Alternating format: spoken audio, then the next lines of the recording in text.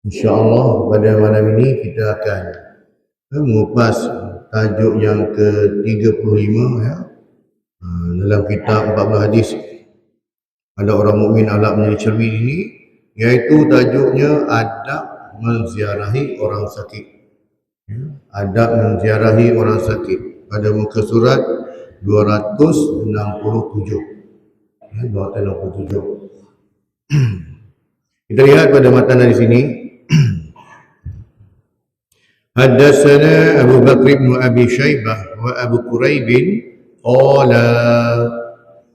حدثنا أبو معاوية عن الأعمش عن شقيق عن أم سلمة قالت قال رسول الله صلى الله عليه وسلم إذا حضرتم المريض أو الميت فقولوا خيرا فإن الملائكة يؤمنون على ما تقولون قالت فلما مات أبو سلمة أتيت النبي صلى الله عليه وسلم فقلت يا رسول الله إن أبا سلمة قد مات قال قولي اللهم اغفر لي وله وعاقبني منه عقبا حسنة قالت فقلت فعاقبني الله من هو خير لي منه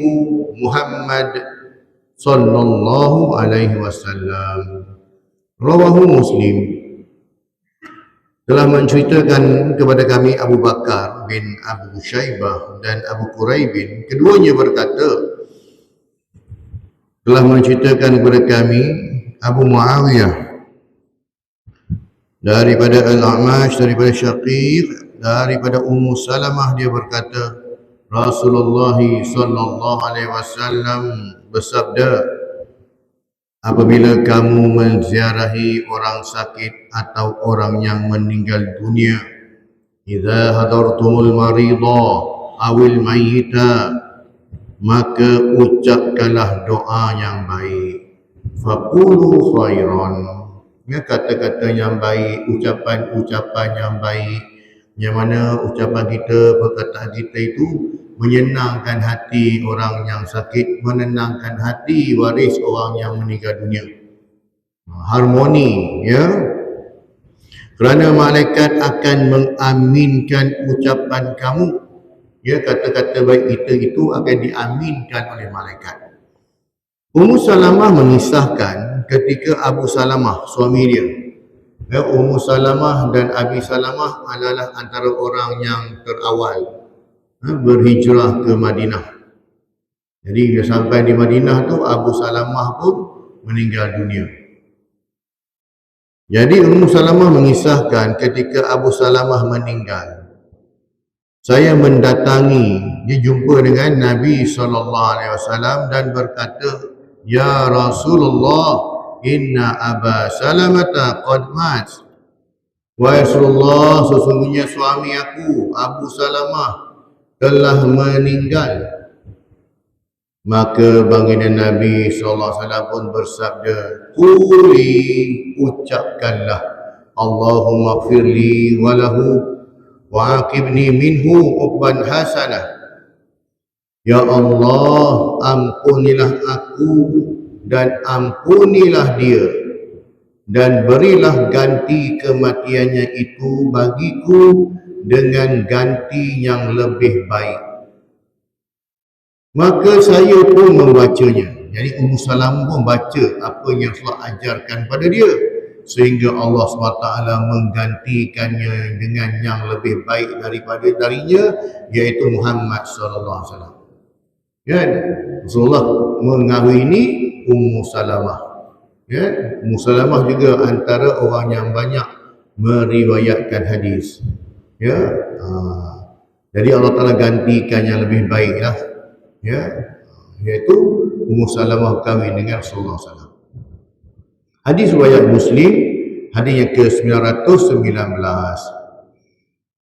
Pengenalan tentang tajuk ini, masyarakat Islam tidak boleh memikirkan kepentingan dirinya saja, iaitu bersenang-senang tanpa memikirkan sedikit pun nasib saudara seagama yang dalam kesusahan atau ditimpa musibah. Ya, contoh saudara kita di Palestin ni. Ya. Yang berperang itu tentera Hamas dengan Israel. Laknatullah tu, Zionis. Ya. Tetapi yang Zionis ini dia bukan pergi hentam Hamas, dia pergi hentam rakyat Palestin. Kan, ini orang pengecut. Ya, Al-Jabban, Jabban ni pengecut. Ya, sebab memang Allah Ta'ala campakkan perasaan takut dalam hati orang Yahudi. Kan, yang serang tu Hamas. Pergilah cari Hamas, yang pergi cari rakyat Palestin buat apa? Anak-anak kecil yang tak bersalah, orang perempuan, wanita-wanita yang uzur, yang sakit. Ya, tempat tinggal rakyat Palestin dibomnya. Ya, jadi orang pengecut lah ni. Sebagai manusia yang hidup bermasyarakat, kita mempunyai pelbagai tanggungjawab sesama insan yang perlu dilaksanakan. Islam merupakan agama yang amat menitik beratkan hubungan silaturahim sesama manusia, selain menetapkan hak-hak setiap orang yang perlu dilaksanakan, terutamanya sesama saudara seagama. Amalan menziarahi orang sakit adalah hak yang mesti ditunaikan buat orang yang sihat. Ya, antara hak orang Islam juga ialah menziarahi ketika dia sakit, menziarahi kematiannya. Ia sememangnya satu amalan yang mulia, kerana ia bukan sahaja menunjukkan seseorang itu mengambil berat tentang tahap kesihatan, malah menaikkan semangat, motivasi pesakit untuk melawan penyakitnya.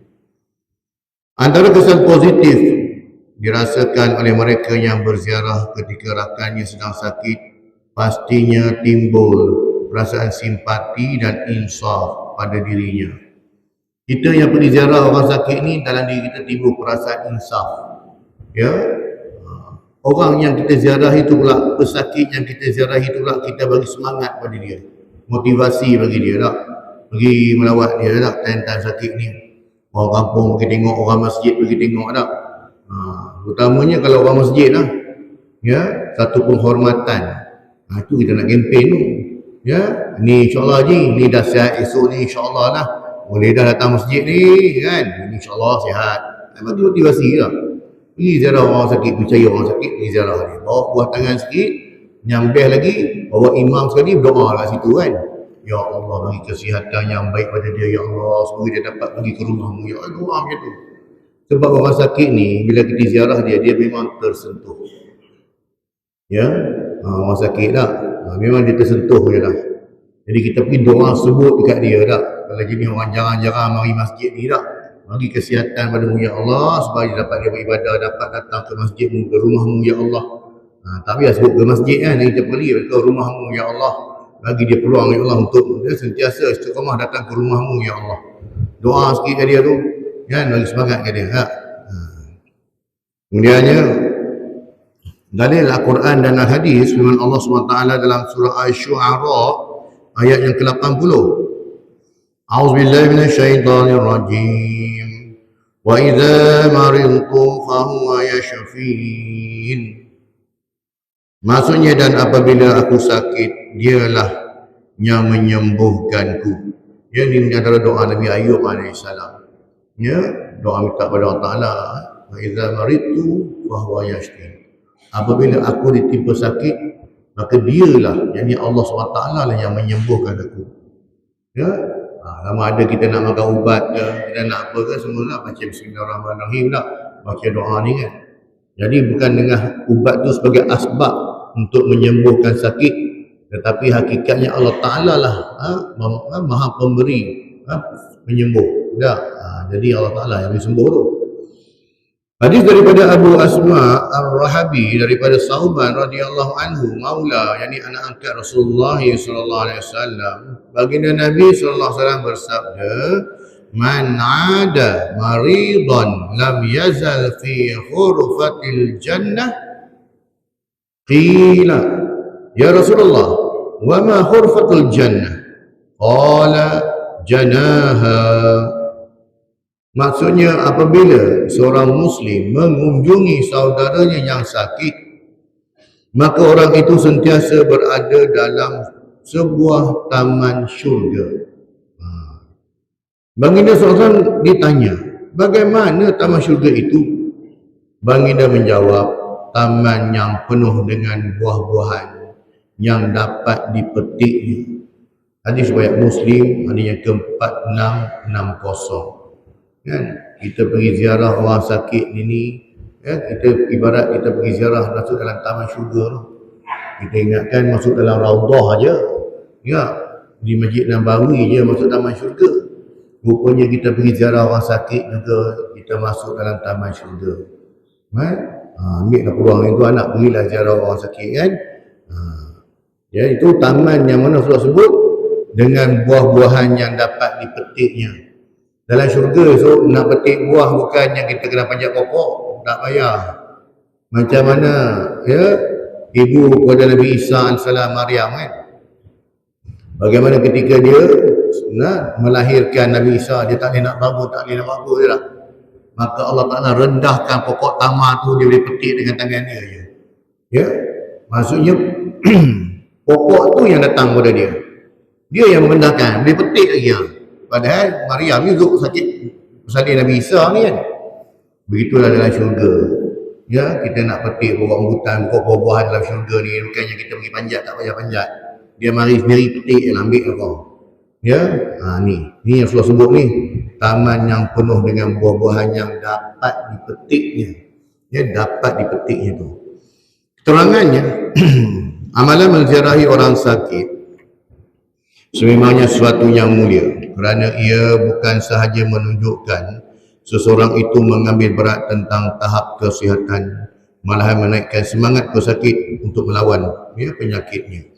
Namun, sebelum kita merancang perjalanan untuk melawat ahli keluarga atau kenalan yang mengalami masalah kesihatan, terdapat beberapa adab yang harus diberikan perhatian supaya kehadiran kita nanti akan dapat menceriakan, bukan menjejaskan lagi kesihatan pesakit. Sebab memang ada orang jenis mulut-mulut tak ada insurans ni tak. Jadi pada dia kau kan tak tahu dia tu mulut ni kan. Orang macam ni jangan bagi pergi lah. Ya, walaupun yang nak pergi ziarah tak, ataupun kita warning dia siap-siap. Sebab orang yang sakit ni mungkin teman gurauan dia lah waktu sihat kan. Warning dia setiap, kau jaga mulut ya. Kau jaga mulut. Ya, jaga mulut, jangan duk disebut yang benda-benda yang menyakitkan hati, benda-benda yang ni. Kan? Kadang-kadang gurau tu memang gurau tu kasar sangat. Orang sakit ni dia sensitif. Walaupun kita gurau dia tak. Kena mari kawan tu gurau dia kan. Aku mari ziarah tadi, ingat kau dah mati, nak akan jenazah kau, hidup lagi kau ya. Ya Allah, orang Melaka kan. Gurau tak, orang dapat daya lah kan. Kadang-kadang dengar orang tua-tua gurau ni, kita nak takut kan.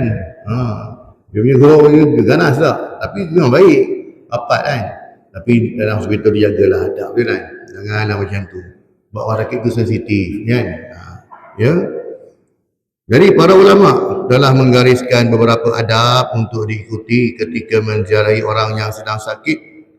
Antara adab-adabnya adalah yang pertama, maklumkan kedatangan lebih awal. Sebaik-baiknya maklumkan kepada pesakit jika pelawat ingin datang melawat. Kerana ada WhatsApp kan, bolehlah. Kerana ada ketika pesakit mengalami keletihan dan tiada selera untuk bercakap. Ya, ini kalau pergi ziarah rumah kan, kalau waktu hospital memang waktu lawatan lah, tak ada masalah pun nak. Dia buka pukul 1 tu dengan dia buka waktu petang kan. Itu memang time dia pun. Pergilah ziarah. Ini cerita nak mari rumah ni, bagi tahu dah awal-awal. Kadang-kadang pesakit dia tak bersedia dah. Ya. Pelawat juga harus mematuhi waktu melawat dan tidak meluangkan masa terlalu lama. Siap duduk atas katil pesakit lagi dah. Kan? Siapa yang sakit ni? Ya. Ada juga macam ni lah. Kawan baik, ya. Jadi seeloknya 15 minit kan, jangan melebihi 30 minit. Sebab bila kita datang siap sakit, pesakit tu akan fokus pada kita tu tak. Macam-macam soalan duk tanya kan. Macam mana boleh kena sakit, apa bila kena, macam mana datang. Lah dia rakam dekat recorder handphone, orang tanya soalan tu, play. Kau dengar lah mana cakap lah. Dah 10 orang mari tanya soalan yang sama kan. Ni aku dah rekod siap-siap. Bila kena, macam mana boleh kena, sakit apa, siapa yang hantar, naik ambulans pukul apa sampai. Semua dah ada siap. Kau dengar cukup. Kan? Dari kawan dia jawab balik, kau forward kat aku WhatsApp tu senang, aku nak forward kat kawan-kawan kita yang lain. Kan? Dia senang, dia orang semua dah tahu siap. Tak payah lagi nak ni lah. Ya, sebab bila kawan kita datang orang sakit, dia akan bagi tumpuan tak pada kita dah. Layan kita dah penat kan. Jadi seeloknya 15 minit dan jangan lebih 30 minit ketika menziarahi orang sakit. Jika pesakit tidak mampu untuk melayan dan berbual dengan tetamu, pelawat tidak harus memaksa dirinya untuk meluangkan masa. Kan? Hormat tak? Profesi dia kadang-kadang dia nak lihat. Jadi kita tengoklah, kita boleh baca lah body language. Tengok muka dia tak? Ada muka dia memang muka dia penat. Kita pun faham tak? Jadi kita kata, minta maaf lah ni, tak lama ni sebab ada kerja lain kan. Bukan ada kerja lain pun, nak mengetih dia tadi, lepas ni nak rokok kan. Tapi tak apa bagi tu ada kerja lain. Sebab kita tengok situasi dia kan. Jadi mungkin tak mengizinkan kita untuk lama tak. Yang keduanya, membawa buah tangan. Ya, masyarakat kita sememangnya tidak boleh berpisah dengan budi bahasa. Maka tidak hairanlah jika pelawat terdorong untuk membawa buah tangan, ya, sebagai cenderahati buat pesakit. Tak payahlah bawa bunga. Bunga bukan boleh makan. Tak, bukan ada manfaat pun. Ya, bawa lah buah-buahan, makanan. Bukan nak bagi pesakit tu makan, kadang pesakit tak makan. Orang yang menjaga pesakit tu, dia tak? Rumah dia, kadang anak dia ke abang kan. Orang yang menjaga tu yang nak telan nanti. Kan? Pesakit tu dia makan tak banyak mana pun. Jadi bawa lah. Kan? Kalau bawa bunga pun dia nak buat. Kan? Boleh tengok, boleh makan pun. Jika buah-buahan atau makanan yang dibawa itu tidak boleh dimakan oleh pesakit, ia masih boleh dimakan oleh mereka yang menjaganya. Betul lah tu tak? Waris pesakit juga mungkin boleh makan makanan yang dibawa kerana mereka juga mengalami tekanan, ya, kerana terpaksa mengorbankan masa dan waktu tidur untuk bergilir-gilir menjaga pesakit. Kadang-kadang orang yang sakit lama ni, lebih pada 3 hari duduk hospital tak? Kalau orang datang jumpa dia tu, seronok dia tak? Betul seronok dia. Sebab apa? Dan duduk dalam hospital memang boring pun. Kan? Seronok kalau orang datang ziarah dia kan? Ya, waris dia pun kata dapat hilangkan stres duduk ngadap orang sakit kan. Tengok kaki sebelah orang sakit, tengok kaki depan orang sakit, semua orang sakit. Kalau aku yang sihat pun jadi sakit kan. Yang ketiganya, jangan terlalu banyak bertanya. Usah bertanya soalan yang boleh menyinggung perasaan pesakit seperti punca penyakit atau amalan yang dilakukannya sehingga menyebabkan dia jatuh sakit. Kita dah tahu dia dah kena diabetes dah. Kita tahu dia ni memang macam ni. Janganlah pergi hentam lagi. Aku dah cakap dengan kau hari tu dah. Jangan minum air gas, jangan minum air gas. Kau dah cakap aku. Benda manis semua kau nak makan semua kita hentam lagi. Kawan tu dah sakit. Janganlah menambah. Ya. Dah lah depan ni kau jangan lagi dah. Bagi macam tu dah. Bagi motivasi dah. Depan ni kau jangan lagi minum air gas. Sebab ni antara puncanya kau kena macam ni dah kan. Aku dah cakap macam tu lah. Jadi bagi kata-kata tu pilih perkataan yang tidak menyakitkan. Kan? Ni kawan tu dah sakit, bagi tambah sakit lagi Jika pelawat berasa ragu-ragu tentang cara selamat untuk memulakan perbualan, mungkin boleh bertanya tentang khabar pesakit atau membiarkan dia sendiri bercerita tentang keadaannya tak. Kita tengok, kita malas nak sentuh, nak fokus pada sakit dulu. Tanya khabar dulu tak. Okey kan, hospital macam okey ke apa, tanyalah tak. Sebelum masuk pada tajuk yang dia sakit tu. Yang keempatnya, perlu ada perasaan empati. Bukan simpati lah. Kalau simpati tu, itu madu 3. Ya. Ni jamin ni kenapa ni? Kesian tak? Itu simpati. Ya. Empati ni, ya, kita try, we put ourselves in their shoes, kata orang putih. Kita cuba letakkan kedudukan diri kita dalam keadaan dia. Kalau aku terbaring macam tu, apa aku yang tindakan? Kan? Itu kata empati tadi tu. Ya, cuba kita rasakan kalau kita, apa aku buat? Orang aku suka tak kalau orang suka tanya soalan bukan-bukan? Aku suka tak kalau orang suka duduk lama-lama tak? Siap sila atas katil lagi nak. Kan? Suka tak suka? Jadi kita kena fikir kan. Letakkan macam tu tak? Jadinya, perlu ada perasaan empati. Sebagai pesakit, letakkan diri sendiri di tempat pesakit. Sebagai pelawat tak? Sebagai pelawat, kita letakkan diri sendiri di tempat pesakit itu. Selain bekalan ubat-ubatan dan rawatan, seorang pesakit juga amat memerlukan semangat dan kata-kata motivasi daripada orang di sekelilingnya. Maka apabila kita menziarahi pesakit, kita hendaklah menunjukkan keprihatinan kepada mereka dengan menzahirkan kata-kata positif agar ia dapat membantu, memberi semangat kepada mereka. Ya, bagilah kata-kata semangat. Kan? Bagi semangat dah. Kalau orang masjid ni bagi tahu tak, wah, insya-Allah sihat, so kita boleh jemaah sama-sama lah. Ya, bagi dia semangat macam tu. Walaupun kadang kita tahu penyakit yang dia alami tu, nak kata sembuh tu memang susah lah. Tetapi kita cuba bagi positif lah. Dan tetap yakinkan dia akan sembuh. Sebab tidak ada yang mustahil pun. Ada orang yang lama duduk hospital, tiba-tiba Allah nak bagi dia kesembuhan, memang ada pun. Kan? Jadi benda ni semua atas kuasa Allah SWT lah. Ya. Yang kelimanya, elakkan melawat secara berkumpulan. Ramai-ramai 5-6 orang datang, dekat 2 orang, 3 orang tu dia maaf lagi tak? Ni datang dekat 10 orang ni. Ya. Ini kalau di hospital memang tak dibenarkan, kecuali waktu lawatan tu kan, ada had dia tak? Tak boleh ramai-ramai sangat. Ya, setiap ini kalau kat rumah ni ya, elakkan melawat secara berkumpulan. Setiap pesakit memerlukan privasi masing-masing untuk berehat dan menjalani rawatan, terutamanya ketika berada di hospital awam. Hospital tak apa, dia boleh kontrol. Ya, elakkan datang melawat pesakit dengan jumlah yang ramai kerana dikhawatiri akan mengganggu keselesaan pesakit lain. Ini kalau ada hospital swasta tak, boleh muat satu bas, boleh masuk dalam bilik tu, selagi mana muat masuk lah kan. Jadi kita kontrol lah. Ya. Sebab apa bila ramai-ramai ni dia jadi serabut kan. Yang keenamnya, jangan memberi pandangan mengatasi kepakaran doktor. Mentang-mentang dia join ubat sana, join ubat sini tak. Dia mari-mari tak. I dulu, pesakit dulu, dia produk yang I jual ni, dia pakai ni. Dia cerita ni tak. Dia makan benda ni, dia makan tu tak. Dia makan jamu ni. Dan sebab dia jual belakang tu tak. Dia jual produk tu, dia promosi. Sambil-sambil dia pergi tengok orang sakit, dia promosi tak. Jadi mengatasi kepakaran doktor. Sebab pak doktor tu dia catat dalam rekod dia tu. Pesakit ni macam mana, apa punca sakit, apa semua tak. Kita nak baca buku yang rekod doktor, kita tak faham. Walaupun buku rekod tu letak depan katil, hujung katil je kan. Hujung katil je pun. Kita ambil apa dia tulis tu Arab lah. Tak faham pun. Tak, dia faham doktor je kan. Tiba-tiba kita lagi bagus pada doktor. Berdasarkan apa yang dia cakap, kita buat konklusi, boleh ni, pakai ni boleh sembuh. Kan? Jadi jangan. Ya. Janganlah kita buat macam tu. Biar dah selesai dululah. Ya.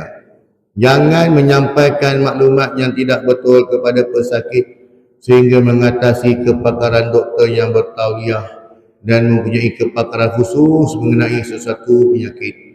Terutama sakit-sakit pelik ni. Orang sakit ni, dia dengar kalau orang tu datang, bawa ubat ini. Sebab dia nak sembuh, dia memang dia ambil lah. Kan? Dia try ni lah. Nak sembuh punya hal. Kita pula doktor tak ada tauliah. Kan? Jadinya bagi pandangan tu berdasarkan kita punya ni. Bukan datang ilmu kedoktoran pun. Ya? Kawan ni nak sihat, dia sanggup. Buat apa sanggup? Ya? Sebab nak sembuh punya pasal tak? Jadi janganlah. Betul kadang-kadang kita ikhlas nak bantu. Tapi biarlah secara, orang kata apa, dari segi kedoktorannya lah. Kan? Pastikan apa sakit, punca sakit, apa macam ni. Kemudian kita cuba, kalau kita nak tolong betul, cuba cari, tanya pula doktor lain. Boleh tak sakit ni kalau makan produk ni, macam ni, boleh tak? Suplemen ni tak? Jangan kita terus ambil alih tempat doktor pula. Kan? Sebab saya punya pesakit dulu, saya jual kat dia ni, dia makan elok je, bagus. 3-4 hari jalan. Kan? Jalan mana tak tahulah. Ya? Dia dah 3-4 hari dah jalan lah. Alhamdulillah syukur. Kawan tu tak tahu jalan mana kan? Ini kerana setiap pesakit memerlukan nasihat doktor sebelum mengambil sebarang suplemen tambahan. Kadang-kadang terdapat pelawat yang gemar mencadangkan pengambilan suplemen kepada pesakit berdasarkan testimoni sendiri, ya, dia sendiri ya, atau kenalan mereka tak. Tambah sekarang pula kalau mana-mana produk, ya, suplemen apa pun, dia banyak dia punya feedback tak daripada pelanggan-pelanggan ni tak. Kita pun tak pasti sama ada orang yang bagi feedback yang baik-baik ni adakah kawan-kawan dia ataupun benar-benar orang yang betul-betul hilang sakit. Kita pun tak sure tak. Kita membaca je feedback, semua kata bagus semua tak. Semua puji bagus tak. Yalah sebab orang meniaga kan. Jadinya ya biarlah orang kata, ya, biarlah ilmu kedoktoran tu bagi doktor buat lah. Ya, kecuali kita juga doktor, kita juga ada pengalaman, kita juga tahu kan, tak apalah kan. Ada juga pelawat secara tidak sedar menakut-nakutkan pesakit tentang jangka hayat mereka dan membuat kesimpulan sendiri tak. Dia pergi tengok, dia pandai buat kesimpulan. Klien saya dulu, saya dah suruh ambil yang ni, dia dah nak ambil. Tak lama lah, 2-3 hari dah tu jalan kan. Dia menakut-nakutkan orang sakit tu, nak suruh beli juga kan, nak suruh ni juga, ya. Tapi takat bawa pergi air Yasin ke air doa tu bawa, dia tak ada apa pun kan, tak ada kena-kena pun sebab air putih je kan. Minumlah. Kemudian yang ketujuhnya, ya, jangan membuat perbandingan. Ya, pergi ziarah kawan tu setengah sakit. Aku dulu pun ada kawan macam ni juga, 3 kali Jumaat jalan terus macam ni, macam kau ni. Macam ni, sakit macam ni, sama je macam kau. Allah Akbar kan, buat bandingan kan. Sebab apa dia boleh cakap macam tu? Sebab dia tak berada di tempat orang yang sakit tu. Walaupun dia mungkin dengan nada bergurau, tapi cuba dia berada di tempat itu, apa perasaan dia kalau orang bergurau dia dengan cara demikian. Ya. Kita ni kadang-kadang kan, kita buat orang boleh kan, orang buat kita tak boleh. Jadi kena macam tu lah. Ya. Jadi kita tu kata tadi perlu ada empathy. Bagaimana perasaan aku kalau aku duduk di tempat ni, kalau orang kata macam ni, orang cakap macam ni tak. Elakkan membuat perbandingan tentang pusat perubatan, ya, yang dikunjungi pesakit, kerana dikhawatiri akan membuatkan pesakit berasa dia telah membuat pilihan yang salah. Kan? Kenapa tak pergi hospital ni? Hospital ni bagus, doktor pakar semua ni dalam bidang ni semua sini. Hospital yang kau duduk ni tak bagus sangat. Dia tak ada doktor pakar tentang ni semua tak. Kita duduk condemn kan hospital yang dia duduk, kita duduk promote kursi sana. Tak? Jadi hati-hati ya. Jangan. Ya, nak comeback, nak banding-bandingkan. Ya. Sebab kita pun bukan dalam bidang tersebut tak. Kita pun tak tahu punca sakit dia macam mana. Mungkin pada anggapan kita sakit tu macam yang kita faham. Rupanya tidak, sakit yang lain. Pesakit akan berasa tidak selesa dan tertanya-tanya sama ada betulkah tindakannya mendapatkan rawatan di pusat perubatan tersebut. Ya, ini jenis orang yang ada medical card apa semua tak. Nah, kenapa tak masuk hospital ni? Kenapa masuk hospital ni? Hospital ni tak bagus. Kan, bulan sudah saja dah 2 orang dah mati. Kau tak apa lah. Padahal mati tu sebab accident. Memang lah. Kan, jadi dia macam tu tak. Ni semua kata orang jenis macam ni tuan, tak payahlah masuk dalam buat sakit. Suruh duduk di kantin hospital. Kau tolong jaga makanan aku. Kau ada nasi ayam, kau tunggu sini. Dah jadi macam hantu raya lah. Letak jagung lautan, suruh tunggu kat situ kan. Macam tu lah buat. Kan? Beli nasi, kau tunggu sini kejap. Tunggu aku datang. Kau tunggu sini, kantin, jangan pergi mana-mana. Kan? Sebab tahu. Kalau dia naik atas masuk wad ni, memang kantin lah. Kan? Macam-macam hal ni. Kemudiannya, yang ke-8, menundukkan pandangan daripada perkara-perkara yang diharamkan. Orang sakit kadang-kadang bukan dia reti pun, duduk macam mana kan. Ya, kadang aurat pun terdedah kan. Jadi apabila kita menziarahi pesakit, sama ada di rumahnya atau di hospital, kebiasaannya pesakit berada dalam keadaan tidak terurus hingga memungkinkan auratnya terlihat. Justeru kita hendaklah sentiasa menundukkan pandangan agar mata kita tidak meliar dan tidak terlihat perkara-perkara yang diharamkan atau boleh membuka aib pesakit. Ini kena jaga juga ni. Ya. Duk cari aib orang kan. Kau tengok sana tengok sini ya. Jadi jaga. Dan yang ke-9-nya, sentiasa mendoakan yang baik-baik ya kepada pesakit. Doakanlah pesakit agar Allah Subhanahu Wa Taala ya memberi kesembuhan segera kepadanya dan meringankan beban sakitnya ya seperti yang diajarkan oleh baginda Nabi sallallahu alaihi wasallam. Allahumma rabban nasi azhib al-ba's ashfihi wa anta syafi la shifaa illa shifauka shifaan la yughadiru saqaman. Maksudnya, hilangkanlah wahai Rabb, hilangkanlah penyakit wahai Rabb, ya Tuhan sekalian manusia. Sembuhkanlah wahai Zat yang Maha menyembuhkan. Tidak ada yang dapat menyembuhkan ya melainkan kesembuhan darimu, yaitu kesembuhan yang tidak membawa rasa sakit. Ya, muttafaqun alaih. Hadis riwayat Bukhari, hadis yang ke-5675 dan juga Muslim hadis yang ke-2191. Inilah antara doa yang kita galak kita baca kan. Pergi darah orang sakit ni, kita bacalah doa ni. Kan? Kemudiannya pengejaran hadis Imam An-Nawawi rahimahullah dalam kitabnya Al-Minhaj ketika dia mensyarahkan hadis ini dengan mengatakan bahawa hadis ini menunjukkan sunat mengucapkan perkara yang baik ketika menziarahi orang yang sakit, seperti berdoa kepadanya, yakni kepada orang sakit, beristighfar kepadanya, mohon ampun untuk dia, minta kelembutan dan keringanan kepadanya serta yang seumpama dengannya. Selain itu juga malaikat akan hadir pada waktu tersebut dan akan mengaminkan ucapan-ucapan mereka. Ya, kalau yang sakit tu saudara kita seakidah, walaupun kadang-kadang tidak sehaluan dengan kita dah, doakanlah dia.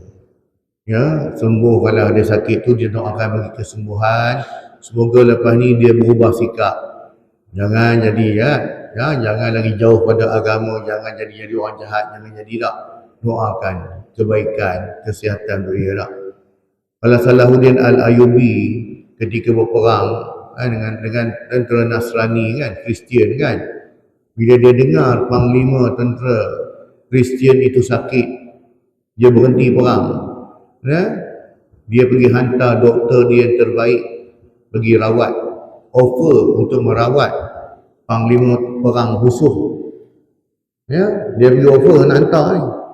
Ya, sebab apa? Dia kata aku tak nak lawan orang yang sakit. Nah, tengok proporsional aku tak nak lawan orang yang sedang sakit. Biar kau sihat, kita sama-sama sihat, kita lawan. Ya, macam tak fair pula orang sihat lawan orang sakit tak. Padahal yang lawan ni tentera tak, tapi panglima jadi dia kata Salahuddin Ayyubi ni. Sebab tu ketika mana Salahuddin Ayyubi dia meninggal dunia, dia diberi penghormatan oleh panglima Nasrani tak. Sebab tu kalau kita pergi ziarah kubur, ziarah makam Salahuddin Ayyubi di mana? Ya, di Syria, Dimash. Ya, makam dekat situ dia ada dua makam. Ada dua. Satu makam ni dibuat daripada marmar tinggi. Yang keduanya makam biasa je. Makam biasa tu dalam tu ada jasad dia. Satu lagi makam yang tinggi ni hadiah daripada panglima Nasrani tu. Hadiahkan kepada dia. Penghormatan. Sebab tu penghormatan. Padahal musuh. Ya, padahal musuh tak. Ini kita ni kadang-kadang bukan musuh dalam beragama pun. Tak sehaluan je pun. Sokong bola sana, sokong bola sini. Dengar dia sakit dia, mampus saya cepat, mati cepat senang lah. Allah. Ini saudara seakidah kan. Bukannya musuh kafir itu dah. Ini pun kata kita ni kadang bersikap melampau-lampau dalam bab nak bermusuh dengan orang kan. Jadi janganlah begitu. Kan? Kita doakan kalau musuh kita sakit tu, ya Allah, kan, kau bagi dia kesembuhan dan semoga dia berubah sikap dia, berubah perangai dia tak. Itu je doakan yang baik je. Tapi bila macam tu sekali tak, mendoakan kematian, mendoakan ni tak elok lah. Adab segi adab. Ya. Kena pula kita ni rajin ke masjid dengan kuliah dengan apa, tapi mulut kita, sikap kita tak menggambarkan seolah kita ni orang yang datang ke masjid. Ini tak kena lah tu. Jadinya di antara hak yang wajib ditunaikan oleh setiap Muslim adalah menziarahi saudaranya yang sakit. Ya, malaikat akan hadir pada waktu menziarahi pesakit dan orang yang meninggal dunia, serta akan mengaminkan ucapan-ucapan orang yang menziarahi. Perlu diingat, semasa menziarahi orang sakit, kita hendaklah menjaga tingkah laku dan tutur kata dengan baik, serta tidak berbuat bising.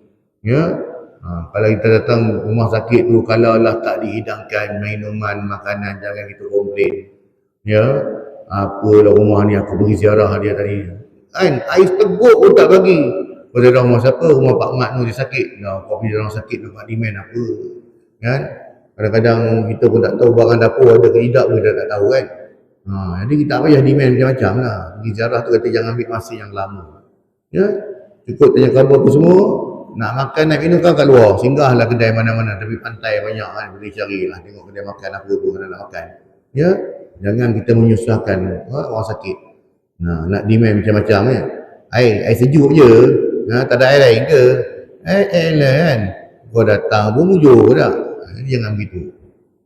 Kesimpulannya, yang pertama, walaupun perbuatan menziarahi orang sakit itu dianggap mulia, setiap individu tetap harus menjaga adab-adab melawat supaya tidak mendatangkan rasa tidak senang kepada pesakit atau waris yang menjaga mereka. Sebagai insan biasa, mungkin kita pernah melakukan kesilapan tanpa sedar, dan inilah masanya untuk membaiki kekurangan itu agar ia tidak berulang pada masa akan datang.